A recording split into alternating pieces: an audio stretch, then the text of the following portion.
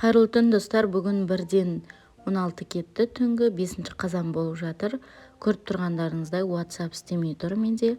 Бұл кәдімгі простой WhatsApp, ал мына жерде бизнес WhatsApp тоже жұмыс жасамай тұр. Енді Instagramға кіріп көрейін. Instagramға мен бүгін Reels салған болатынмын, ол жүктелді, но бірақ қараңыздар, бұл да істемей тұр. Facebookқа кіріп көреміз қазір. Facebook'та тоже істемей тұр. Бұл бүкіл әлем бойынша істемей тұр. Не үшін істемей тұрғанын қазір тексеріп көрейік. Жазайық. Instagram не үшін істемей тұр? Немесе Instagram істемей тұр деп жазып көрейік. Вот шықты неше түрлі ақпараттар.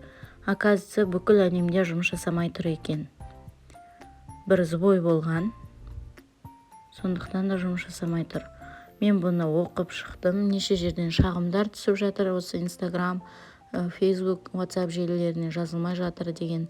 Но бірақ компания әлі қарастырылып жатыр. Ешқандай нақты ақпарат айтылмаған.